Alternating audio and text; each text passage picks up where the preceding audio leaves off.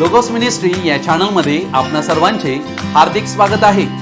प्रभू येशू ख्रिस्त जो संपूर्ण जगाचा तारणारा, त्याच्या अति पवित्र नावामध्ये मी ॲलन लोबो आपणा सर्वांना शुभेच्छा देत आहे। प्रभू येशू ख्रिस्त आपणा सर्वांस त्याचा स्वर्गीय आशीर्वाद देवो। कृपया व्हिडिओचे संदेश इतरांपर्यंत पोहोचविण्यास आम्हाला सहाय्य करावे ही विनंती, यासाठी की देवाचं सत्य वचन पुढे पुढे जात राहील।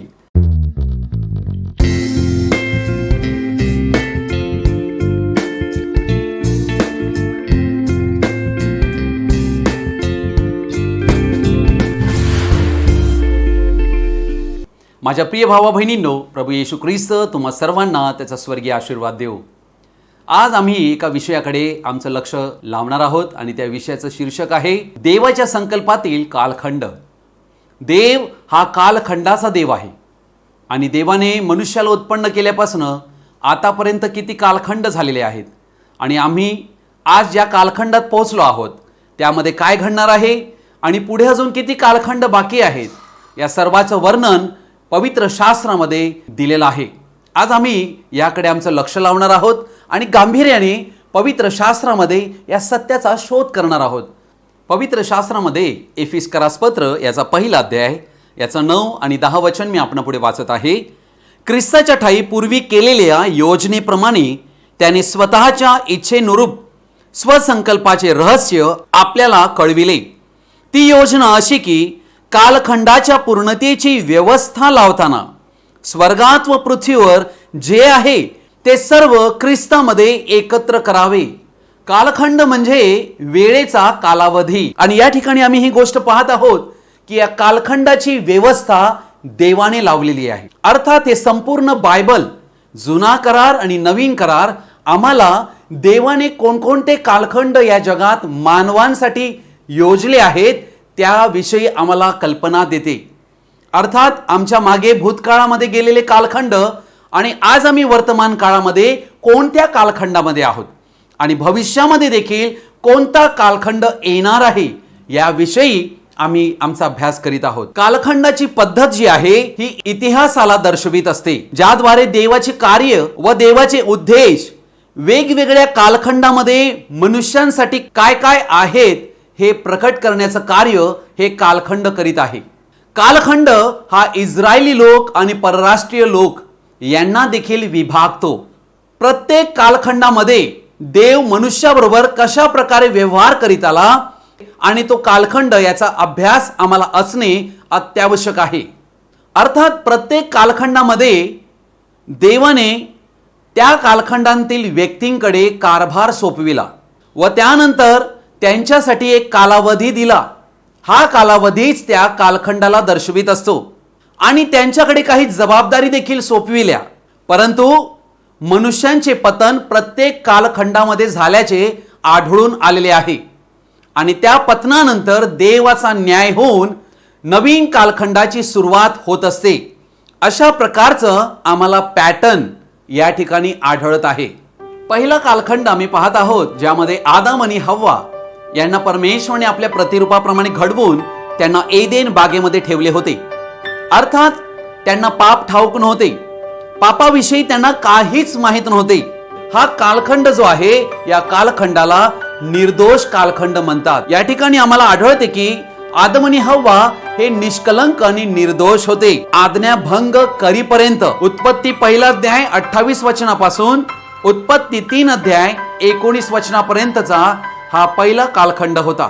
या पहिल्या कालखंडामध्ये मनुष्याला ज्या वेळेला उत्पन्न केले त्यावेळेला त्याला 5 आज्ञा दिल्या होत्या। एक, पृथ्वी व्यापून टाकावी। दुसरी गोष्ट, पृथ्वी सत्तेखाली आणावी। तिसरी गोष्ट, सर्व प्राण्यांवर अधिकार करावा। जमिनीची मशागत करावी आणि बऱ्या वाईटाचं ज्ञान करून देणाऱ्या झाडांतून खाऊ नये, त्याची मनाई केली होती, कारण जर ते खाल तर तुम्हाला मृत्यू येईल। आणि या ठिकाणी आम्हाला आढळत आहे देवाने त्याचा दंड शारीरिक व आत्मिक मृत्यू येईल अशी चेतावणी दिली होती। अर्थात आज्ञाभंगाचा परिणाम काय होईल हे देवाने पूर्वसूचना देऊन ठेवली होती। अर्थात हा कालखंड सर्वात लहान कालखंड होता। आदम आणि हव्वा यांना मनाई केलेल्या झाडांतून खाल्ल्या कारणाने त्यांना एदेन बागेतून बाहेर हाकलून लावण्यात आले असे आम्हाला आढळते. अर्थात परमेश्वर देवानेच आपल्या प्रतिरूपात यांना निर्माण केले होते आणि देवाच्या ऐक्यामध्ये ती राहत होती. वाईट असे काहीच त्यांच्यामध्ये नव्हते. त्यांच्यातूनच प्रजनन व्हावे असं देवाने संकल्प योजला होता. ते देवाबरोबर चालत होते, देवाच्या सहवासात राहत होते. रोमकरास पत्र 5 अध्यायाच्या 12व्या वचनाप्रमाणे एका मनुष्याद्वारे जगात पाप शिरले आणि पापाद्वारे मरण शिरले. पाप येताच त्यांच्यामध्ये असणारी जी निर्दोषता, निष्कलंकपणा होता, या सर्व गोष्टी ते हरवून बसले आणि लगेच ते देवापासनं लपू लागले. जरी त्यांनी देवापासनं पाप झाकण्याचा प्रयत्न केला, परंतु देवापासून ते पाप झाकू शकत नव्हते. अर्थात देव मनुष्यांचा न्याय करण्यासाठी तेथे आला व देवाने मनुष्यांवर दया केली. मनुष्यांना या ठिकाणी पापांतनं वाचविण्यासाठी त्यांनी केलेल्या आज्ञाभंगामुळे मनुष्यांच्या पापांचे प्रायश्चित्त करण्यासाठी त्या ठिकाणी मेंढराचं रक्त त्या ठिकाणी देण्यात आलं. अर्थात हा देवानेच इलाज मनुष्यांना दिला होता, कारण मनुष्य स्वतःच्या पापांसाठी मनुष्य आपल्या प्रयत्नांनी प्रायश्चित्त करू शकत नव्हते. त्या प्राण्यांच्या बलिदानाद्वारेच देवाने हे तत्व दाखवून दिले की रक्त ओतल्याशिवाय पाप क्षमा नाही. इब्री लोकास पत्र याचा 9 अध्यायाच्या 22 वचनामध्ये आम्हाला हे आढळते. त्यानंतर उत्पत्ती 3:15 मध्ये देव स्वतः जन्म घेऊन मानव देहामध्ये येईल व मानव जातीला तो वाचवील. तो निर्दोष व निष्कलंक असा देवाचा कोकरा बनून येईल. अर्थात मनुष्याला त्याच्या पापी अवस्थेतून, पापी स्वभावांतून वाचविण्यासाठी तोच एक मार्ग बनविल. पहिला आदाम पापात पडला आणि पहिल्या आदामातून अपराध आला, तेव्हा देवाने ठरवलं की मी शेवटचा आदाम बनून मनुष्यांची मुक्ती घडवून आणणार. आणि अशा प्रकारे परमेश्वराने आपल्या स्वतःला अंतिम बलिदान म्हणून पाप्यांसाठी दिले, यासाठी की मनुष्याला पापाच्या दास्यातनं मुक्त करावे.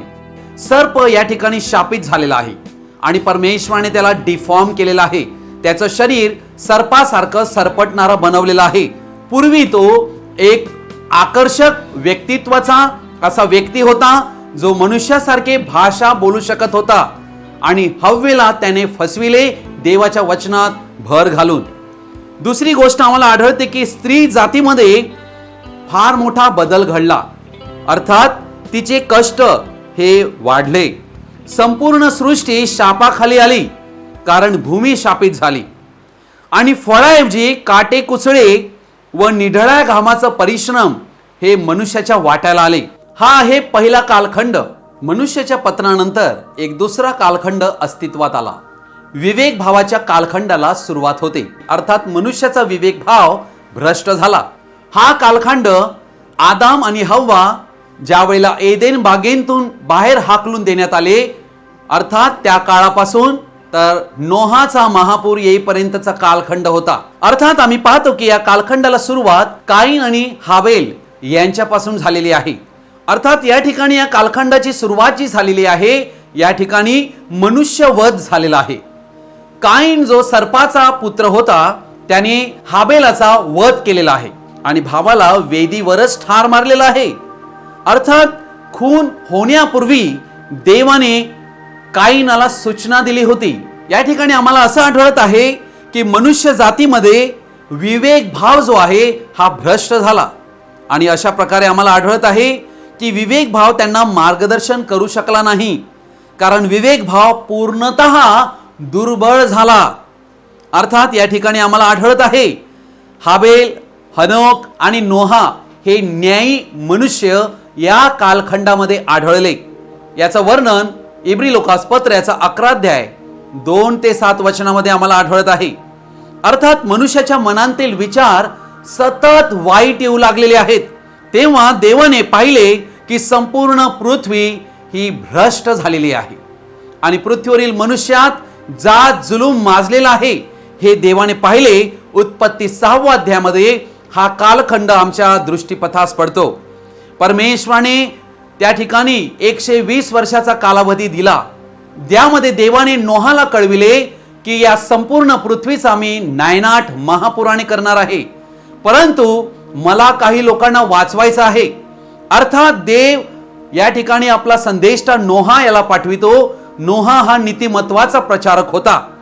नोहाने संपूर्ण जगाला घोषणा केली की जे तारू मी बांधत आहे यामध्ये तुम्ही प्रवेश करा, तर तुमचा बचाव देवाने पाठविलेल्या महापुरांतून होईल. अर्थात देव न्यायी न्यायाधीश आहे. तो कोणावरही अन्याय करीत नाही. त्याची इच्छा आहे की सर्वांनी पश्चाताप करावा आणि त्यांचे तारण व्हावे, ते वाचले जावे. परंतु देवाची सहनशीलता या ठिकाणी मनुष्याची वाट पाहत होती, परंतु मनुष्यानी देवाचं वचन ऐकलं नाही. आणि नोहा आणि त्याचे कुटुंब असे मिळून 8 लोक त्या ठिकाणी तारवातनं वाचण्यात आली आणि संपूर्ण जग या ठिकाणी महापुराद्वारे देवाने नष्ट केले. अर्थात या ठिकाणी आम्हाला आढळते की हा कालखंड अत्यंत भयंकर कालखंड होता. आणि आम्हाला आढळते की या कालखंडामध्ये काय काय गोष्ट घडली याचं वर्णन प्रभू येशूने केलेलं आहे. लग्न करून देत होते, लग्न करून घेत होते आणि खात होते, पीत होते, लागवड करीत होते आणि तो दिवस येऊन त्या सर्वांचा महापुराने नाश होईपर्यंत त्यांना कळले नाही. हा कालखंड अर्थात मनुष्याचे विवेक भाव कसा भ्रष्ट झाला याचा हा कालखंड होता.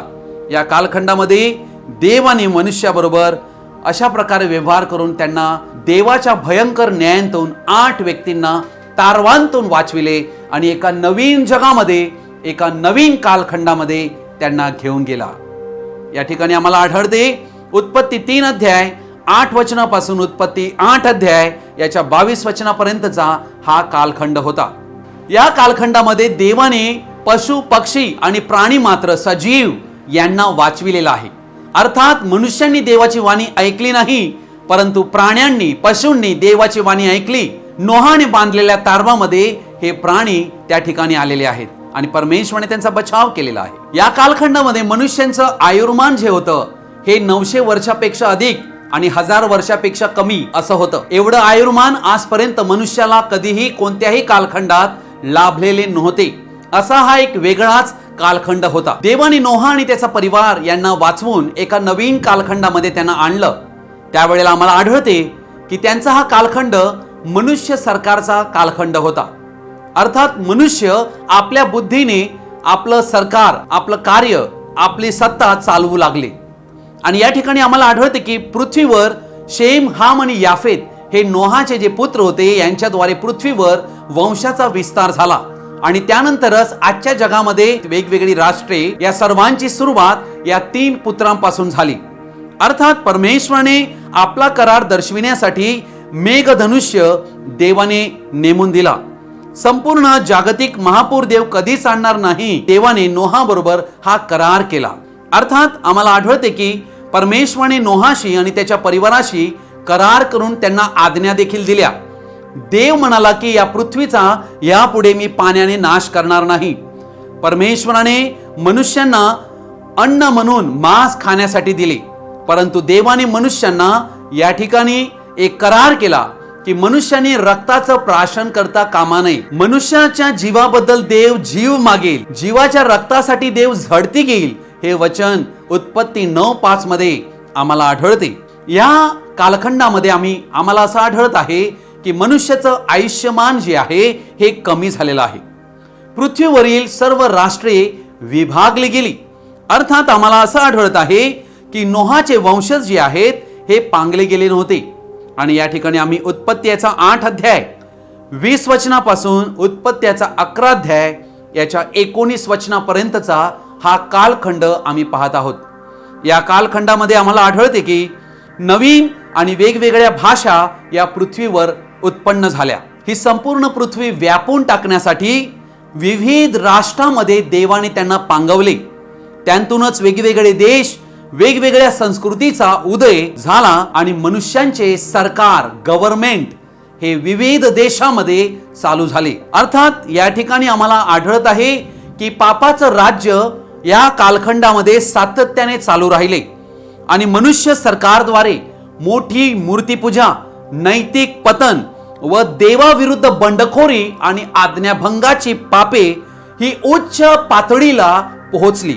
निम्रोद नावाचा व्यक्ती जो होता, ज्याने बाबेलचा बुरुज बांधायला घेतला आणि त्याने संपूर्ण वंशांना एकत्र केले, एकाच छत्राखाली आणले. यासाठी की तो पृथ्वीवर महारथी व्हावा. निम्रोदाने देवाविरुद्ध बंडाळी केली आणि अशा वेळेला परमेश्वर स्वतः खाली उतरला आणि मनुष्यांचे देवाविरुद्ध योजलेले कार्य पूर्ण उद्ध्वस्त केले. परमेश्वर जर घर बांधत नाही तर बांधणाऱ्याचे श्रम व्यर्थ आहेत. या ठिकाणी आम्हाला आढळत आहे अशा प्रकारे मानवी शासन, मानवी सरकार याचा हा कालखंड आम्हाला या ठिकाणी आढळून येत आहे. बाबेलचा बुरुज याचे काम बंद झाले आणि त्या ठिकाणी सर्व लोकांची भाषा बदलून अख्ख्या देशामध्ये, वेगवेगळ्या राष्ट्रामध्ये सर्व लोक पांगले गेले. हा देवाचा न्याय होता. प्रत्येक कालखंडाची समाप्ती ही देवाच्या न्यायाने झालेली आम्हाला आढळत आहे.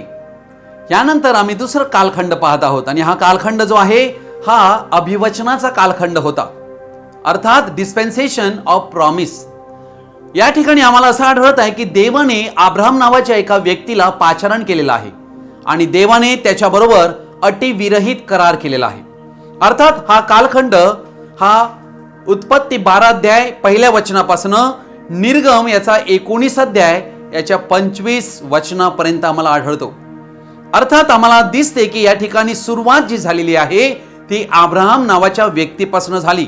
परमेश्वराने त्याला पाचारण केले आणि त्याला सांगितले की तो आपल्या बापाचे घर सोड आणि मी तुला दाखवितो त्या देशात चल. अर्थात परमेश्वराने या ठिकाणी अशा प्रकारे अब्राहमाबरोबर करार केला. ह्या कालखंडामध्ये देवाने एका देशाची निर्मिती केली आणि ज्या देशाची निर्मिती केली ते देवाचे लोक म्हणून गणले गेले. या करारामध्ये देवाने अब्राहमापासून एक महान राष्ट्र तो बनवेल व देव त्यांना नैसर्गिक आणि सर्व आध्यात्मिक हे आशीर्वाद देईल. परमेश्वराने अब्राहमाला म्हटले की मी तुझे नाव मोठे करीन आणि तुझ्या संतानांना जे आशीर्वाद देतील ते आशीर्वादित होतील, तुझ्या संतानाला जे शाप देतील ते शापित होतील, तुझ्याद्वारे पृथ्वीवरील सर्व कुळे आशीर्वादित होतील, असे अभिवचन त्याला देण्यात आले. देवाने अब्राहमाबरोबर जो करार केला होता त्या कराराच्या निश्चितीसाठी देवाने त्याला सुनतेचाही करार दिला, सुनतेचं चिन्ह दिलं. तोच करार देवाने त्याचा पुत्र इसहाक, याकोब व पुढे इब्री पुरुषांशी म्हणजे त्यांच्या संतानांशी पुढे जाऊन 12 वंशाशी कायम केला. हे वचन आम्ही स्तोत्र 105 याच्या 8 ते 11 वचनामध्ये आम्हाला आढळते. अर्थात इस्रायलांनी देवाचे अब्राहमाला जे दिलेले वचन होते की मी तुझे रक्षण करीन, तुला आशीर्वादित करीन, तुझं मार्गदर्शन करीन, परंतु इस्रायल लोकांनी विश्वास करण्याची निवड केली नाही आणि त्यानंतर देवाने या व्यक्तींवर नियमशास्त्राचे जोखड या ठिकाणी लादले. ही गोष्ट आम्हाला आढळते. अर्थात देवाने या ठिकाणी आम्ही पाहत आहोत अब्राहमाला इसहाक, इसहाकाला याकोब आणि याकोबापासून 12 इस्रायलाचे घराणे निर्माण झाले, जे आम्हाला आढळतात. मिस्र देशामध्ये आपला भाऊ योसेफ याच्याकडे गेले होते. 70 जण गेले होते आणि त्याचे 20 लाख एवढा वंश त्या ठिकाणी वाढलेला आहे. अर्थात हा कालखंड जो होता या कालखंडामध्ये आम्हाला आढळते की इस्रायली लोक मिस्री लोकांचे गुलाम बनले आणि आम्हाला आढळते की परमेश्वराने त्यासाठी आपला एक महान संदेष्टा मोशे, जो इस्रायल आणि देव यामध्ये एक मध्यस्थ म्हणून इस्रायल लोकांकडे पाठविला. आणि या ठिकाणी आम्हाला आढळते मोशेने इस्रायल लोकांसाठी मध्यस्थी केली. वलांडनाचा सण पाळून इस्रायली लोक मिस्र देशांतून निघाले आणि तो त्यांचा शेवटचा गुलामीचा दिवस होता. तांबडा समुद्र दुभांगून ते फारोच्या गुलामगिरीतून मुक्त झाले. परमेश्वराने फारो ते घोडदळ त्याच्या मागे लागले होते, त्यांना मारण्यासाठी त्यांना तांबड्या समुद्रात गडप केली. मिस्र देशामध्ये इस्रायल लोकांची मुक्तता केली गुलामगिरीतून आणि देवाचा न्याय मिस्र देशावर आणला. अर्थात परमेश्वराने 10 पिढा मिस्र देशावर पाठवून फारो व त्याचे सर्व सैन्य, मिस्री लोक यांच्यावर देवाने आपला दंड आणला आणि आपले लोक इस्रायल यांना सही सलामत त्या ठिकाणातून बाहेर काढून त्यांना कनान देशाची वाट दाखविली. एका नवीन कालखंडाला सुरुवात झाली. या कालखंडानंतर आम्ही दुसरा एक कालखंड पाहत आहोत. हा कालखंड नियमशास्त्राचा कालखंड होता. परमेश्वराने इस्रायल लोकांना तांबड्या समुद्रातनं बाहेर काढून ज्या वेळेला ते सिनाई डोंगराजवळ आले त्यावेळेला परमेश्वराने इस्रायल लोकांबरोबर एक करार केला.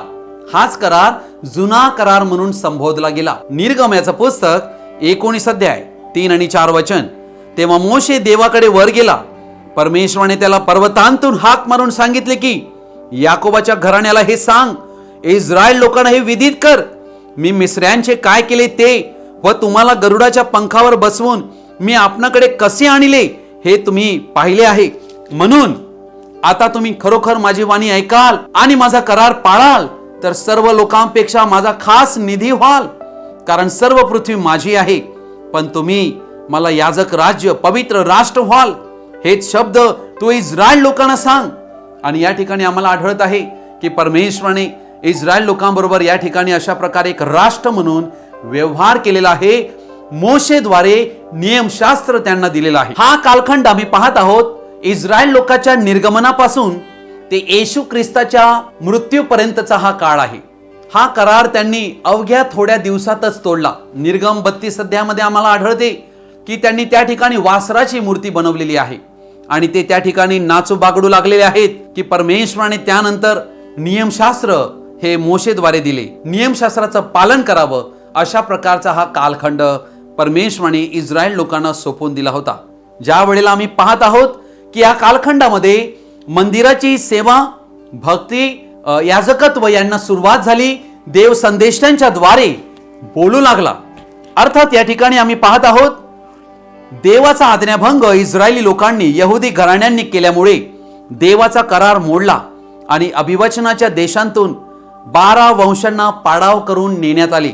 परमेश्वराने इस्रायली लोकांबरोबर केलेला हा जो करार होता, हा करार अटीचा करार होता.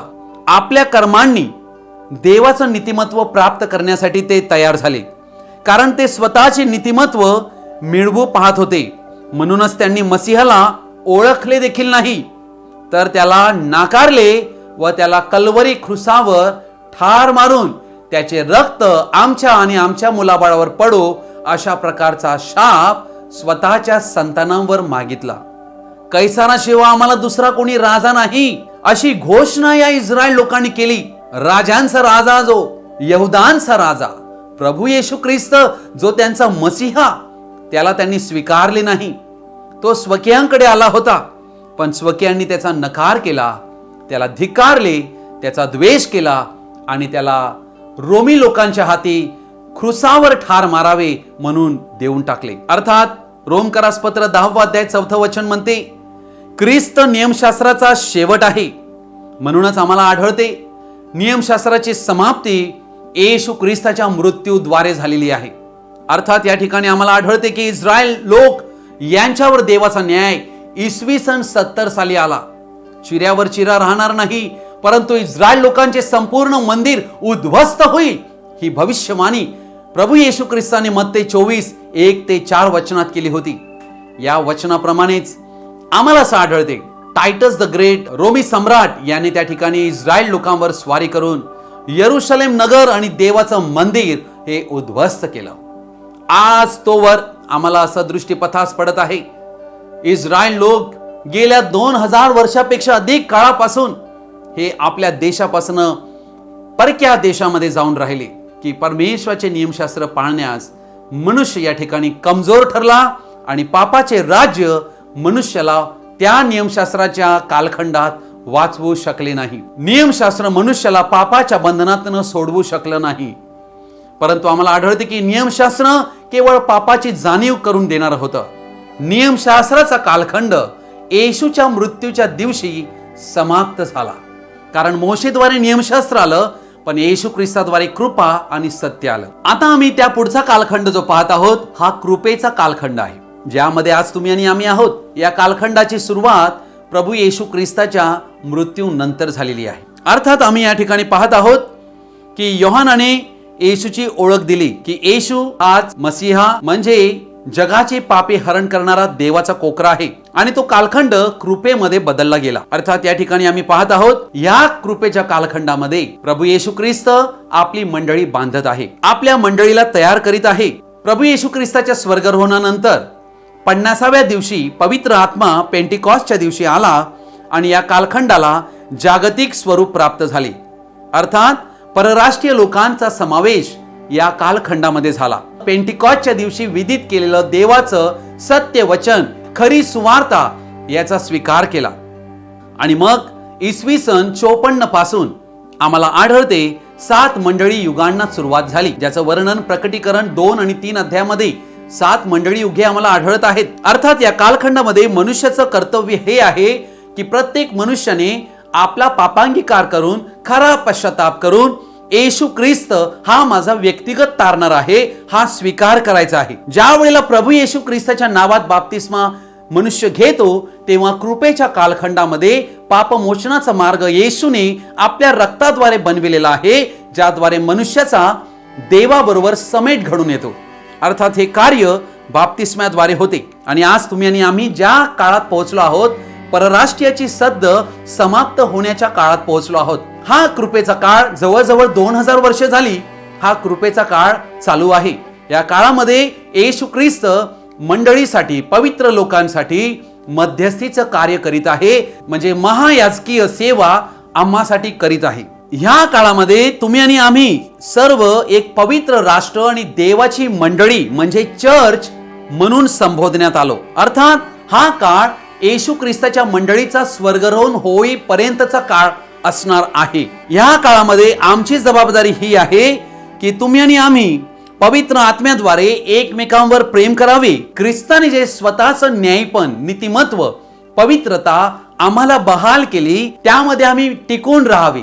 सुभक्तीमध्ये आम्ही वाढावे व कृपेच्या 3 पायऱ्या म्हणजे न्यायी ठरणं जस्टिफिकेशन, पवित्रीकरण होणं सॅन्क्टिफिकेशन आणि पवित्र आत्म्याचा बाप्तिस्मा प्राप्त होणं म्हणजे बॅप्टिझम ऑफ होली घोस्ट. या 3 पायऱ्या कृपेच्या पायऱ्या आहेत. याद्वारे आम्ही ख्रिस्ताची नवरी म्हणून सिद्ध व्हावे, नवीन जन्म प्राप्त करावा आणि ख्रिस्ताच्या शुभवर्तमानाचा प्रसार करावा. या जबाबदाऱ्या आम्हावर देण्यात आलेल्या आहेत.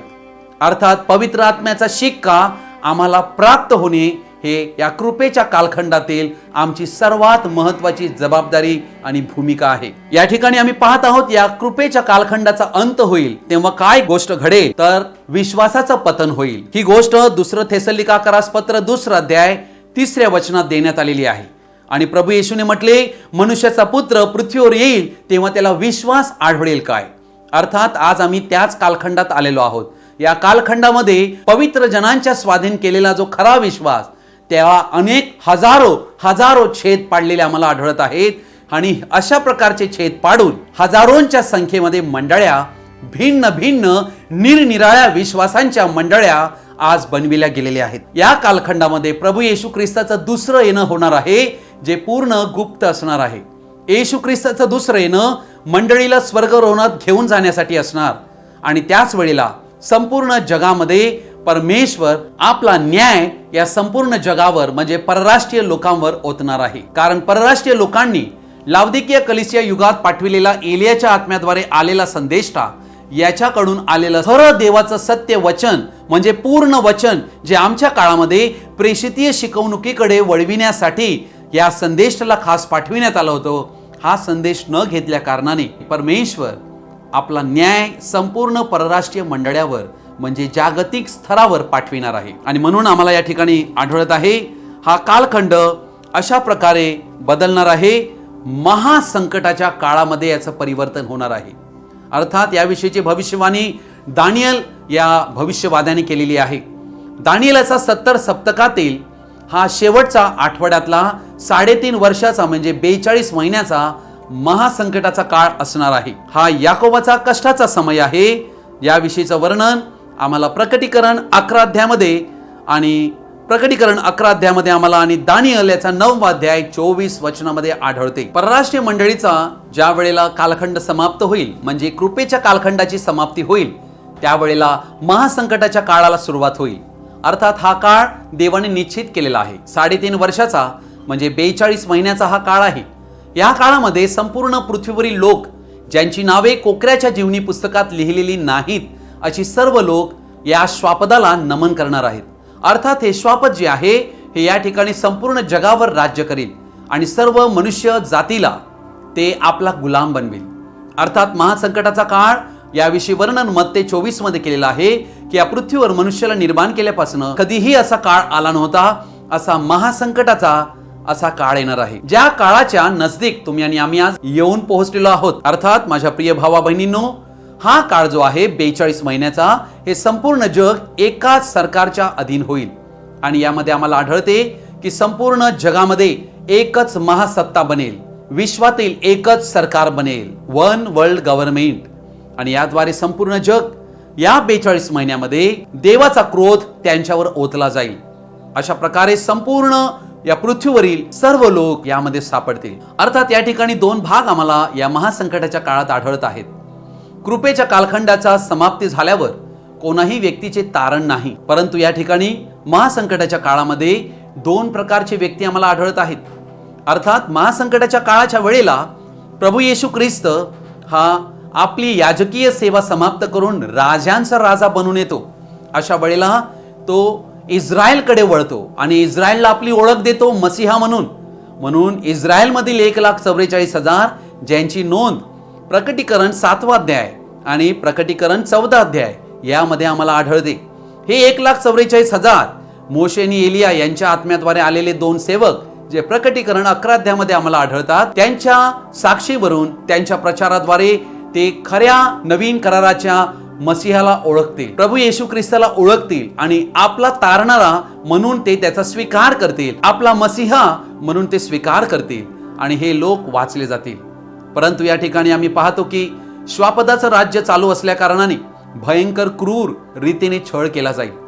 1,44,000 जे इस्रायलाचे 12 घराण्याचे 12,000 या सर्वांचा शिरच्छेद करण्यात येईल श्वापदाच्या द्वारे. कारण श्वापदाची संख्या ते धारण करणार नाहीत, श्वापदाला ते नमन करणार नाहीत आणि श्वापदाची संख्या आपल्या कपाळावर घेणार नाही. अर्थात परराष्ट्रीय लोकांमध्ये मूर्ख कुमारिका आहे, ही या महासंकटाच्या काळामध्ये शुद्ध केली जाईल. ही मूर्ख कुमारिका हे फार चांगले असे लोक होते, परंतु ख्रिस्ताच्या वचनाप्रमाणे ते चालू शकले नाहीत.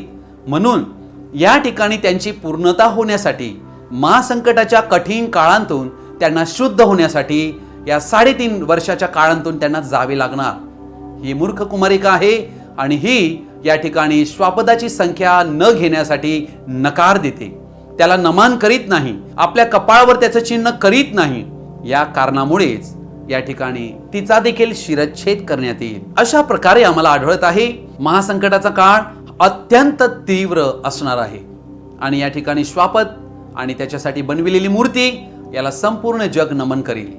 आणि या ठिकाणी देव आपल्या क्रोधाच्या वाट्या संपूर्ण जगावर टाकेल. संपूर्ण जग आणि जगाचं पर्यावरण, निसर्ग यावर फार मोठी आपत्ती येईल. जी गोष्ट आजपर्यंत मनुष्याने कधी कल्पली नव्हती, कधी त्यांना माहीत पडली नव्हती, ती त्यांना पाहायला मिळेल. अर्थात विविध प्रकारच्या गोष्टी या प्रकटीकरणाच्या पुस्तकात आढळतात, या महासंकटाच्या काळाविषयी लिहिलेल्या आहेत आणि त्या गोष्टी त्यावेळेला पूर्ण होणार आहेत. अर्थात हा कालखंड ज्या वेळेला समाप्त होईल त्यावेळेला श्वापदाचं 42 महिन्याचं राज्य समाप्त होईल आणि या पृथ्वीवर हर्मगिदोनाची लढाई होईल. हर्मगिदोनाची लढाई ही 3रं महायुद्धाचीच लढाई असेल. स्वतः प्रभू येशू ख्रिस्त हर्मगिदोनाची लढाई लढण्यासाठी इस्रायल राष्ट्रांच्या वतीने लढण्यासाठी तो येईल. आपल्या पवित्र जनासह, आपल्या वधूसह तो या पृथ्वीवर अवतरेल आणि संपूर्ण जग आणि जगातील सर्व वस्तू या सर्व राख बनून येशू ख्रिस्त या जगात एका नवीन कालखंडामध्ये 1,44,000 आणि येशू ख्रिस्ताची मंडळी म्हणजे नवरी यांना 1000 वर्षाच्या कालखंडामध्ये जे ते शांतीचं राज्य आहे त्या नवीन कालखंडामध्ये प्रवेश करतील. येशू ख्रिस्ताचं 3रं येणं होते त्यावेळेला हर्मगिदोनाची लढाई होऊन सैतान 1000 वर्षासाठी बांधून ठेवला जातो. सैतानाला बांधून ठेवल्यानंतर 1000 वर्षाच्या कालखंडाला सुरुवात होते. 1000 वर्षाचा काळ शांतीचं राज्य असेल. या ठिकाणी विपुलता असेल, आरोग्य असेल, नीतिमत्व असेल, आनंदी आनंद असेल आणि लोखंडी दंडाने प्रभू येशू ख्रिस्त मसीहा म्हणून तो राज्य करणार आहे या पृथ्वीवर. पुनरुत्पत्ती या 1000 वर्षाच्या काळात होणार आहे. येशू ख्रिस्ताचे अविनाशी राज्य या पृथ्वीवर स्थापित होते. 1000 वर्षाचा काळ हा जणू काही 7,000 वर्ष आहे आणि हा देवाचा शब्दात आहे. या 1000 वर्षाच्या काळामध्ये प्रभू येशू ख्रिस्त आपल्या मंडळीसह आणि 1,44,000 सह या पृथ्वीवरील लोकांवर राज्य करणार आहे. या कालखंडाच्या शेवटी 1000 वर्ष समाप्त झाल्यानंतर सैतानाला सोडण्यात येईल आणि तो संपूर्ण पृथ्वीवरील राष्ट्रांना ठकवेल. ख्रिस्ताविरुद्ध आणि त्याच्या मंडळी विरुद्ध त्याची पवित्र छावणी याच्या विरुद्ध पृथ्वीवरील सर्व राज्ये उठतील. अशा प्रकारे हा सैतान पृथ्वीवरील सर्व लोकांना पूर्ण ठकवील. सैतानाने ठकविल्या कारणाने देवाचं ऐकण्याऐवजी हा पापी मनुष्य हा सैतानाचा ऐकतो आणि सैतानाच्या गोष्टी त्यांना पटतात. अशा प्रकारे लबाड आणि लबाडीचा बाप हा या ठिकाणी मनुष्य संतानांचा अशाच प्रकारे पुन्हा नाश करीतो. अर्थात या ठिकाणी प्रभू येशू ख्रिस्त आपल्या शब्दाने सैतानाचा अंत करीतो. अशा प्रकारे आम्हाला या ठिकाणी आढळत आहे 7 दिवस हा जणू काही देवाने या पृथ्वीवर ठेवलेला एक आठवडा होता आणि 8वा दिवस ही या ठिकाणी एक नवीन उत्पत्ती, नवीन आकाश, नवीन पृथ्वी म्हणजे इटर्निटी आहे, अनंत काळ आहे, जेथे कोणताही कालगणना नाही. अर्थात कालखंडाची समाप्ती या 1000 वर्षाच्या शेवटला होते आणि येशू ख्रिस्ताने जे पुत्रत्वाचं घेतलेलं स्वरूप, जो प्रारंभी शब्द देही झाला होता, तो शब्द या ठिकाणी आपल्या स्वतःला पित्याला समर्पित होतो आणि आपलं राज्य सोपवून देतो. देवाने जे आपलं स्वरूप पुत्रत्वाचं धारण केलं होतं मनुष्यांची मुक्ती करण्यासाठी, त्या कार्याची समाप्ती त्या ठिकाणी आम्हाला आढळते. अशा प्रकारे हा कालखंड तुमच्या समोर थोडक्यात मांडण्याचा मी प्रयत्न केलेला आहे. प्रभू येशू ख्रिस्त तुम्हा सर्वांस त्याचा स्वर्गीय आशीर्वाद देव. हा संदेश आपण सर्वजणांनी शेवटपर्यंत आणि ध्यानपूर्वक पाहिल्याबद्दल आपण सर्वांचा मी आभारी आहे. तुम्हाला हा संदेश ऐकल्यानंतर काय वाटले हे जरूर तुम्ही कमेंट बॉक्समध्ये कळवा. धन्यवाद. God bless you.